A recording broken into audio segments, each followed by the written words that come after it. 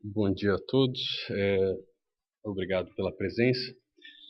Meu nome é Eloy Dallanora e eu vou apresentar uma síntese de um exercício de modelagem que teve como objetivo explorar a relação entre fatores determinantes globais e regionais com o desmatamento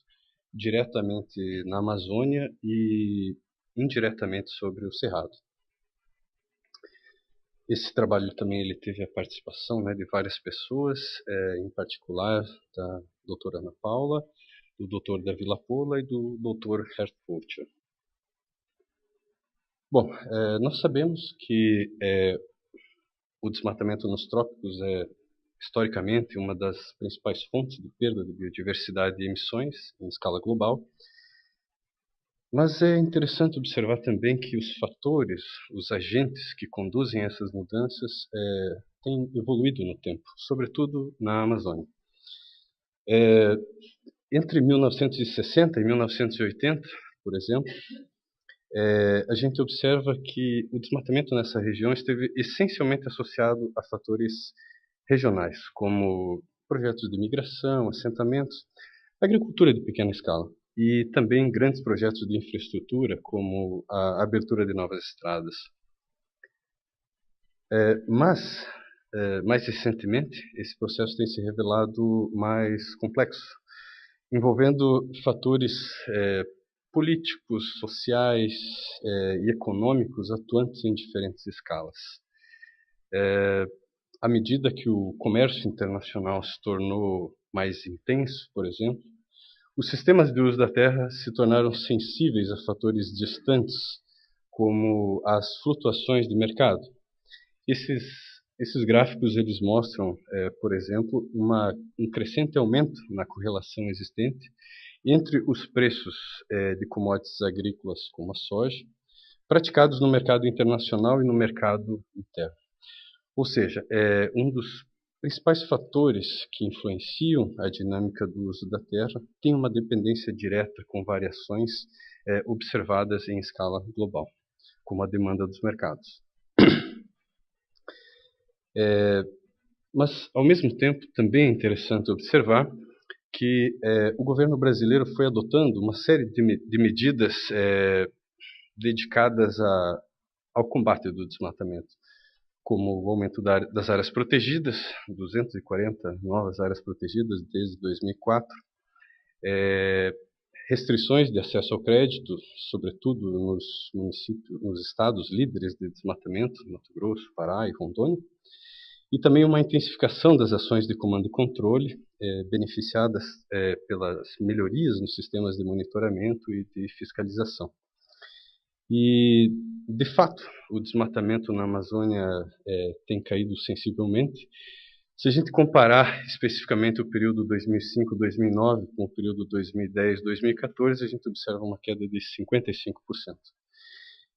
Mas também é interessante observar que nesse mesmo período, no bioma vizinho Cerrado, o desmatamento aumentou 41%. Isso levanta preocupação em relação à efetividade dessas medidas adotadas para o combate do desmatamento, uma vez que essa pressão do uso da terra pode apenas estar sendo deslocada para outras regiões, uma vez que as forças que movem a dinâmica do uso da terra permanecem as mesmas. Então, esse trabalho, ele, de maneira geral, teve o objetivo de explorar uma abordagem de modelagem inovadora que permitisse representar como a demanda futura por commodities agrícolas e diferentes políticas de uso da terra atuantes no nível regional poderiam influenciar tendências futuras de desmatamento dentro e fora da Amazônia, com uma atenção especial aos efeitos de deslocamento sobre o Cerrado. Em termos de desafios metodológicos, para conseguir representar essa interação entre escalas, a gente adotou uma integração entre modelos globais e regionais. Na escala global, a gente adotou um modelo econômico, são modelos que, de maneira geral, têm a vocação de representar fatores adjacentes, remotos no espaço, como o crescimento demográfico, o crescimento econômico, os padrões de consumo, mas normalmente esses modelos têm o Brasil como uma única região. Então a gente teve um desafio de desenvolver sub-regiões para conseguir representar esses biomas e, mais do que isso, né, trazer informações do nível regional para o nível global, uma vez que essa demanda ela não poderia ser alocada de forma passiva. Então, basicamente, era a disponibilidade de terra que era limitada ou mediada por essas diferentes políticas de uso da terra. E essa demanda, então, produzida, gerada na escala global, mas mediada por fatores regionais, era alocada dentro de um modelo espacialmente explícito, que tem a vocação de representar com maior detalhe os fatores que determinam a maior ou menor suscetibilidade de mudança dentro da escala desses biomas. O modelo global, o modelo econômico que a gente utilizou, é um modelo global de equilíbrio geral computável, desenvolvido e mantido pela o Magnet, né, desenvolvido e mantido pelo Instituto de Economia Agrícola da Holanda, que também utiliza bases de dados geográficas e econômicas do GETAP. E na parte espacial, né, na parte de alocação, a gente tinha dois modelos na prática, um para a Amazônia e outro para o Cerrado, que utilizavam componentes, esses modelos desenvolvidos, claro, na plataforma Alchemy, combinando diferentes componentes de potencial, demanda e alocação, mas com consistência entre eles. Na prática, a gente emprestou a base de dados e a calibração do modelo BR Amazônia, uma versão anterior ao que a Ana Paula apresentou, que foi utilizado no projeto AmazAlert, e nós desenvolvemos ainda a parte do bioma Cerrado, mantendo uma área de interseção entre esses dois biomas, a fim de simular os efeitos de deslocamento, uma vez que existe uma dependência espacial no processo de desmatamento. Ainda dentro da parte de alocação, a gente tinha considerado uma série de variáveis. Na Amazônia, especificamente, a gente tinha a distância a rodovias pavimentadas, não pavimentadas, assentamentos, conectividade a mercados, polos madeireiros e também a fertilidade do solo. Foram as variáveis mais significativas. E do Cerrado, especificamente, foi considerado no modelo final, na sua versão final, a fertilidade do solo, a umidade do solo, a altimetria, distância a centros urbanos, a declividade, a distância a estradas e também a presença de assentamentos e áreas protegidas. Bom, a gente nesse exercício tinha simulado vários cenários, mas de maneira geral eles tinham uma mesma premissa no que diz respeito à escala global, em termos de crescimento demográfico e econômico, de onde as outras variáveis eram derivadas, eram elasticidades do modelo, na verdade. Então, na prática, a gente até 2050 teria um aumento de em torno de 19% na população e 185% no PIB, o que potencialmente levaria a um aumento da produção de todas as commodities agrícolas como um todo de 110%. E a principal variação, então, era no nível regional para os dois biomas. A gente tinha batizado o cenário mais otimista de GAM, Green Amazon, e ele assumia como principais premissas, né, a conservação integral de áreas protegidas, públicas e privadas, e também a pavimentação de algumas das principais rodovias que influenciam na logística dessa região. E no cenário mais pessimista, o RAM, né, era o Red Amazon, então era um cenário de flexibilização mesmo, tanto das áreas protegidas e pressionado em grande parte pela pavimentação de estradas já em andamento e as planejadas. E tinha um terceiro experimento, que era um cenário otimista para os dois biomas, né? O cerrado não era mais tratado de uma maneira passiva, e ele também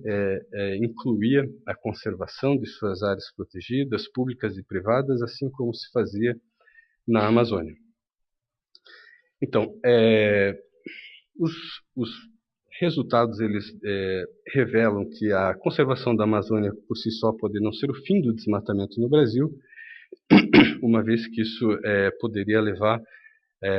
um aumento de 43% no desmatamento no Cerrado, comparando com o que já havia sido desmatado em 2010, 989 mil quilômetros quadrados. Mas os resultados mostram também que ter feito alguma coisa pela Amazônia é melhor do que não ter feito nada, porque na ausência dessas políticas públicas poderia manter a taxa do desmatamento em níveis mais elevados, como aqueles que tinham sido observados antes de 2010, em torno de 16 mil quilômetros quadrados por ano, que poderia levar a um aumento de 87% até 2050 em relação ao total que havia sido desmatado em 2010. Do ponto de vista espacial, no painel A seria o Red Amazon. Então a gente observa que a pavimentação de rodovias-chave, como a 230 ou 63, na parte que agora já é inferior a 100 km, e a 319 provocaria, né, um avanço do desmatamento em áreas hoje mais isoladas, como